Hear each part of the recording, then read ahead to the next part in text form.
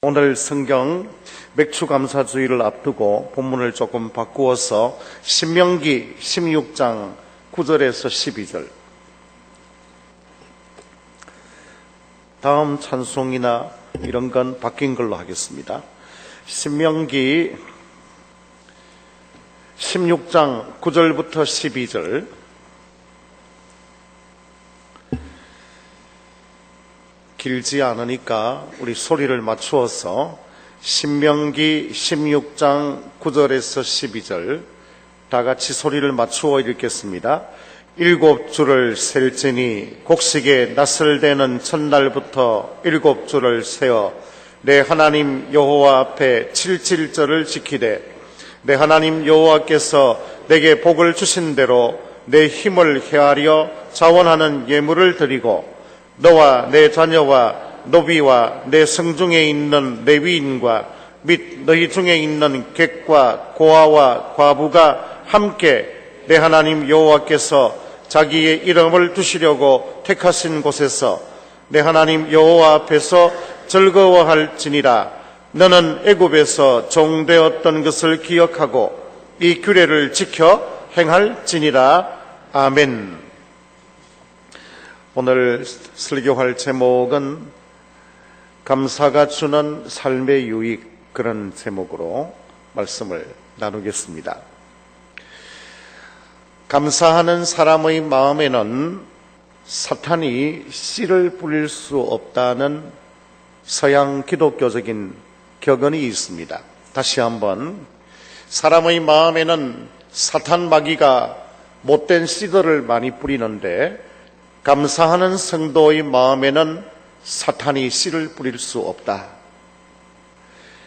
우리 마음속에 자라나는 여러 가지 독초들이 있습니다. 미움의 독초, 시기와 질투의 독초, 원한의 독초, 불평과 원망의 독초, 이런 독초들이 마음속에서 왜 자라나서 열매를 맺고 꽃을 피우고 그럽니까? 마귀가 우리의 마음속에 그런 씨를 뿌렸기 때문에 그렇습니다. 오늘 수요 기도회에 참여하신 우리 성도들 마음에는 감사가 넘쳐서 사탄 마귀가 악한 씨들을 뿌릴 수 없는 그런 하나님이 기뻐하시는 좋은 밭, 옥토와 같은 밭이 다 될 수 있기를 주님의 이름으로 축복합니다. 아멘. 다음 주일날은 맥추 감사주의를 지키는데 맥주도 아니고 또 보리도 심지 않는데 무슨 보리 추수 감사를 드리느냐, 그렇게 마음속에 의문이 생길 수 있습니다. 구약에 세 가지 중요한 법이 있습니다. 하나는 도덕법. 도덕법의 대표는 뭡니까? 십계명입니다. 우리가 도덕적으로 지켜야 될 법. 두 번째는 시민법. 이건 주인과 종의 관계, 백성으로서 지켜야 될 그런 법입니다. 시민법. 세 번째는 의식법. 의식법은 뭡니까? 제사를 이야기합니다. 도덕법과 시민법과 의식법, 구약의 세 법은 모두 성취되었습니다. 누가 성취했습니까? 예수님이 성취하셨습니다. 그렇다면 구약의 이 법들은 글자 그대로 지킬 필요는 없어졌습니다. 그럼 오늘 우리는 이 구약에 있는 법, 맥추절을 지키라고 하는 이 의식법 안 지켜도 되는 것 아닌가? 그렇지는 않습니다. 구약의 그 법들을 글자 그대로 지킬 필요는 예수님이 성취하셨으므로 없어졌지만 그 구약의 법들이 담고 있는 의미를 오늘 우리의 현실에 살려서 지킬 필요는 여전히 남아 있습니다. 그래서 우리는 한 해의 중간점에 맥추감사절을 지키는 것입니다. 맥추감사절의 유래와 의미를 먼저 한번 살펴봅니다. 이스라엘에 세 가지 절기가 있었습니다. 첫 번째는 유월절. 유월절은 과거의 은혜를 생각하면서 지키는 절기입니다. 이스라엘 역사상의 과거에 특별히 민족적으로 해방의 기쁨을 맛보았던 그런 일들이 있었죠. 출애굽의 절기. 유월절 때 출애굽이 일어났습니다. 출애굽 당시에 애굽 땅에 있는 사람과 짐승들의 초태생들 다 죽임을 당할 때 6월절 그날 하나님께서 이스라엘 백성들의 처음 난 사람과 짐승들은 지켜주셨더라. 이 6월절을 지킬 때 희생당한 어린 양, 죄 없이 피 흘린 그 어린 양은 온 인류의 여러분과 나의 허물과 죄를 대신 짊어지실 우리 주님을 예표하는 어린 양입니다. 그래서 이스라엘 백성들이 6월절 지킬 때에는 7일간 누룩 없는 그런 빵을 먹어야 했습니다. 그래서 6월절을 무교절 절기를 지키는 것이라 그렇게 표현하기도 합니다. 다른 말로는 이 6월절은 77절 초막절이라 그렇게 말하기도 합니다. 예수 그리스도의 십자가 보혈로 죄 씻음 받은 것을 그 6월절 어린 양이 예표하는 거니까 죄를 멀리하는 한 해를 시작하면서 이 해에는 내가 죄를 멀리하면서 살겠습니다. 그래서 대부분 연초에 지키는 절기가 6월절입니다. 예수 그리스도의 십자가를 통하여 받은 은혜를 기억하며 이 한 해 동안에는 나도 주님처럼 용서하는 삶을 살겠습니다. 이 한 해 동안은 작년보다 더 맑은 영혼을 가지고 살겠습니다. 그렇게 연초에 지키는 절기가 바로 6월절. 다른 말로는 뭐라고 그랬죠? 그렇죠. 방금 이야기했는데 한 사람도 안 나오면 내가 제대로 한 건가? 77절. 또 다른 말로는 초막절. 기억 잘 듣고 계시네요. 이제 안 물어볼게요. 잘 듣고 계신 것 같아서. 안심하지 마세요. 또 마지막에 물어볼지 모르니까. 두 번째 절기는 첫 번째가 6월절이었고 77절. 다른 말로 이야기하면 우리가 다음 주일날 지키는 맥추절. 또 다른 말로 하면 오순절이다. 이건 현재 우리가 하나님 앞에 감사하는 것. 6월절은 과거를 생각하며 구원해 주신 것을 감사하고 77절, 맥추절, 오순절은 현재 베풀어 주시는 은혜를 감사합니다.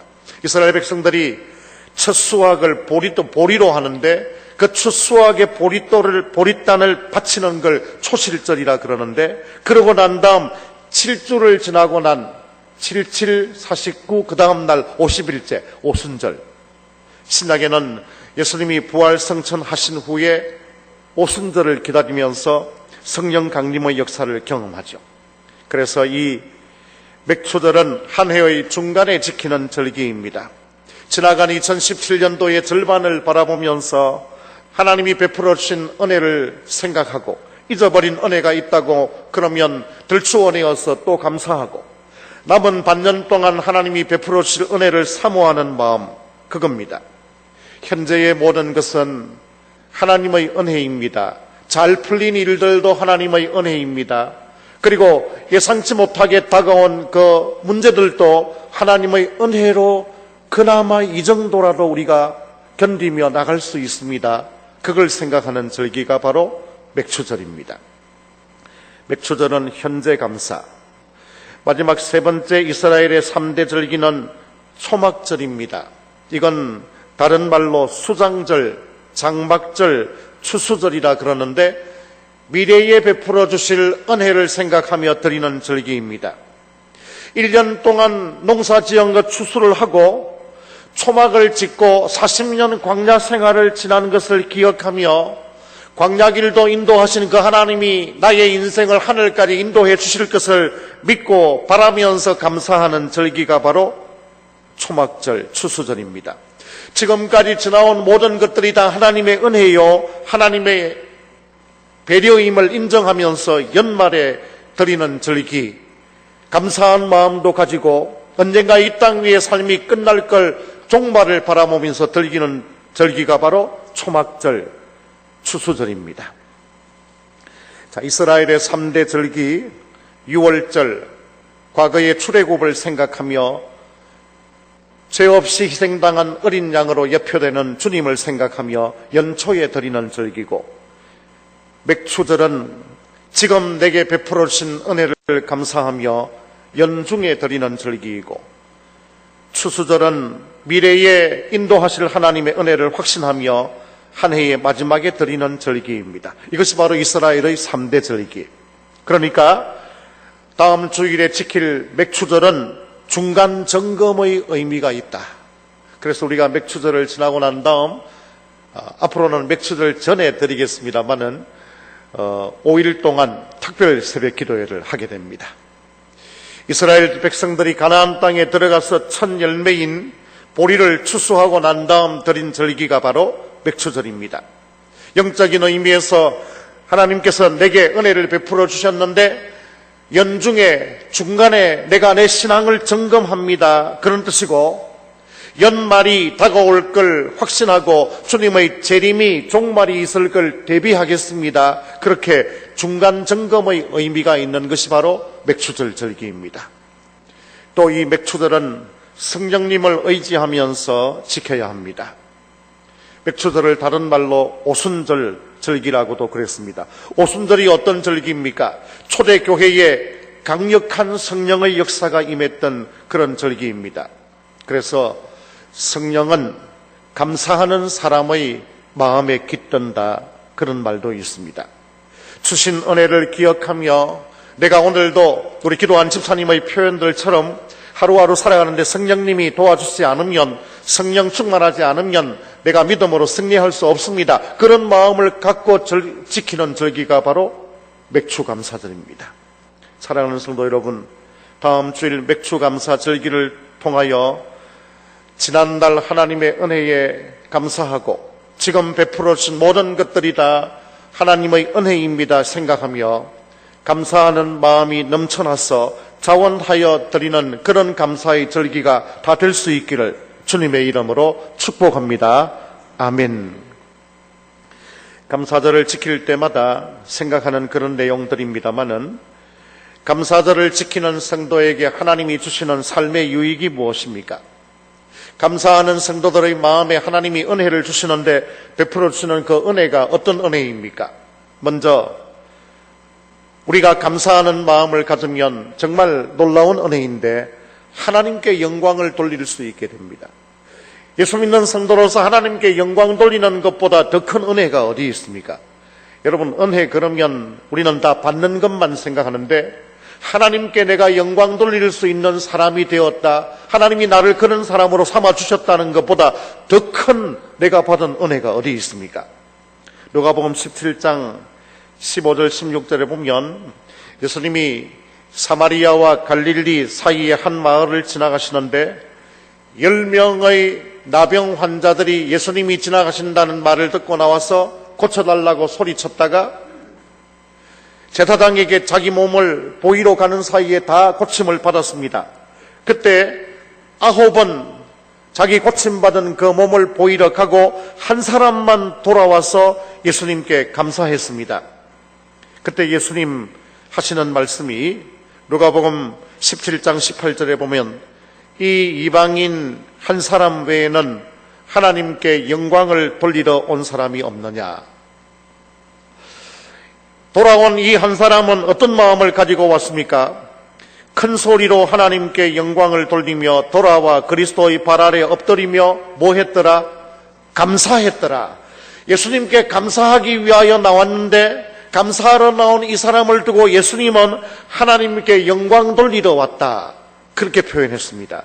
감사는 하나님께 영광이 되는 것입니다.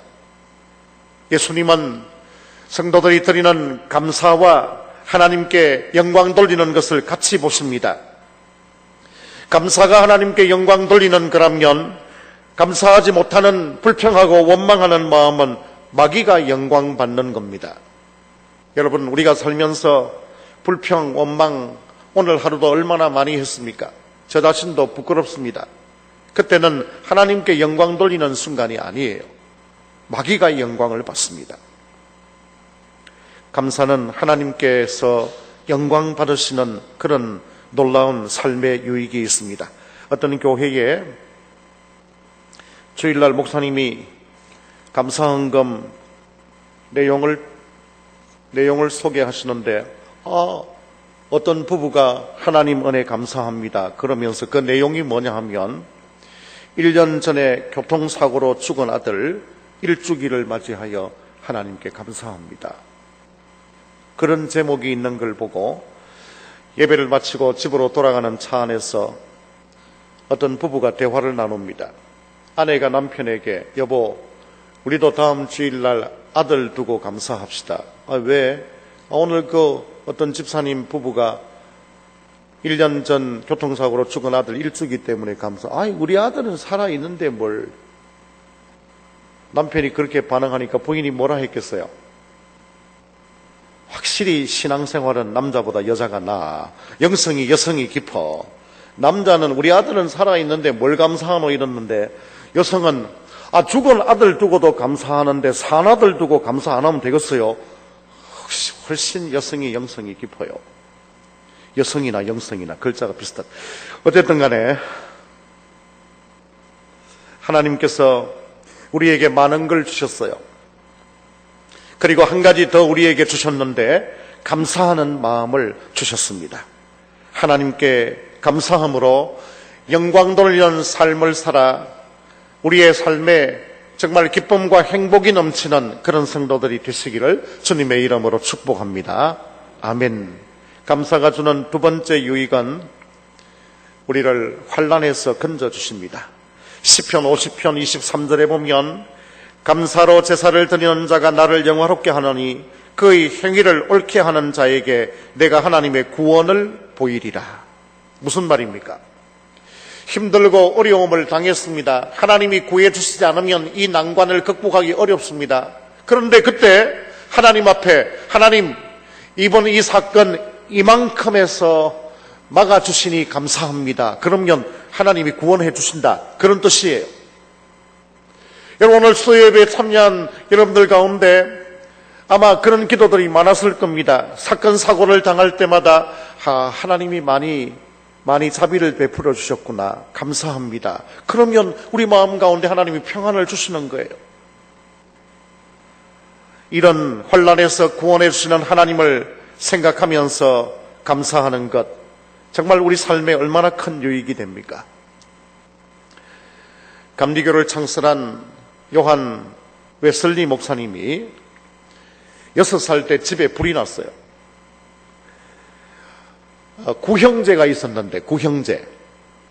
별로 안 놀랐으네요, 구형제. 아니, 아들만 9 있었다니까, 딸 없고. 그 중에서 요한 웨슬레가 막내였어요. 6살 때 불이 났으니까 이 무심한 형들이 동생을 데리고 나가든지 아니고 8명의 형들은 빨리 도망가가지고 이게 털끝 하나도 안 다쳤는데 6살짜리는 빨리 못 나오고 기어 나오느라고 새카맣게 됐어요. 죽지는 않고 새카맣게 되었어요. 근데 이 6살짜리 요한 웨슬레가 나중에 크고 난 다음 하나님이 형들 원망하는 마음 그런 건 온데간데 없고 하나님이 6살 때 자기를 구원해 주셨다는 걸 알고 자기 초상화 밑에다가 그렇게 썼어요. 이 인간은 자기를 두고 말이에요. 이 인간은 불 속에서 하나님이 끄집어내신 검은 나무 토막이다. 그렇게 썼대요. 그 정도는 돼야 안 되겠습니까, 우리가?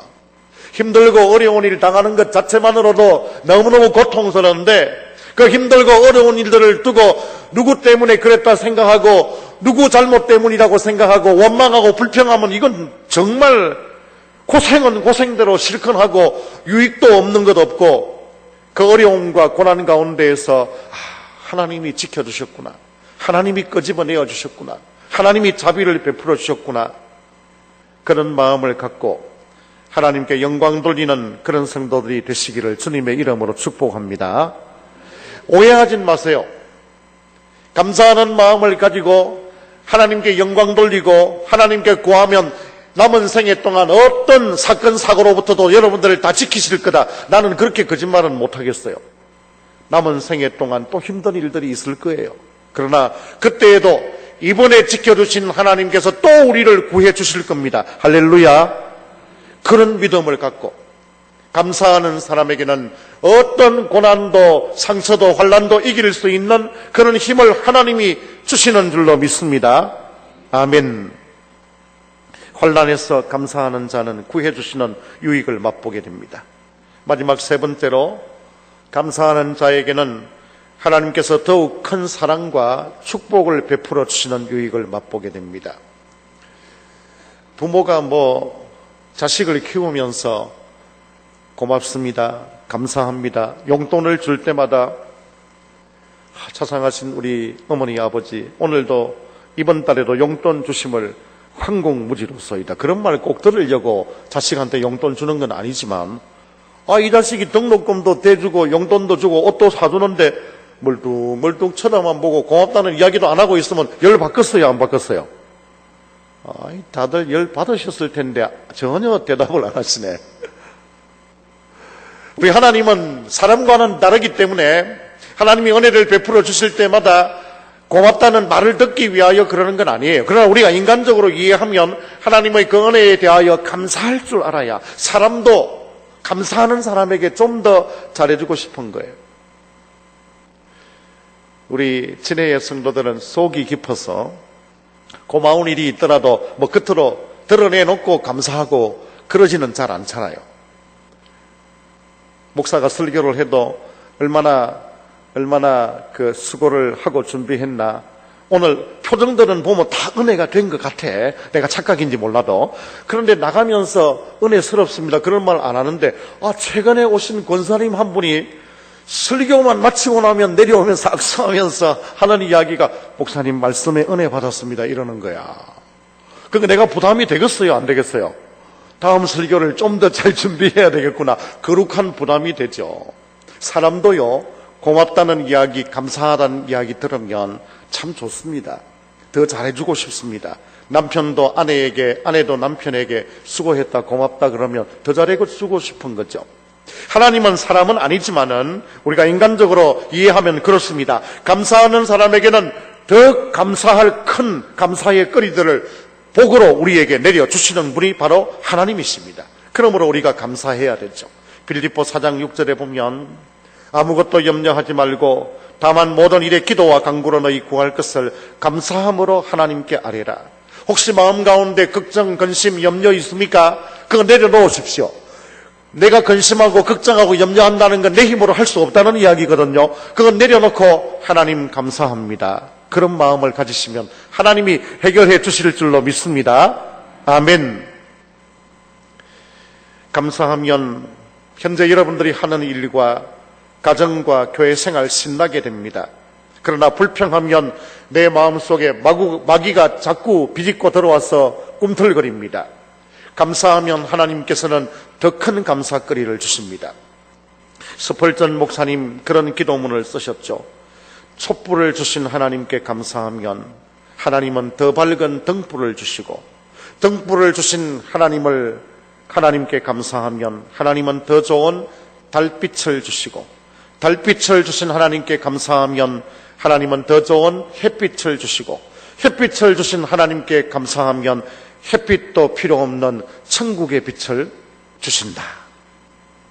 감사함으로 더 많은 감사거리들을 하나님으로부터 복으로 받아 누리는 그런 성도들이 다 되시기를 주님의 이름으로 축복합니다. 아멘. 말씀을 맺겠습니다.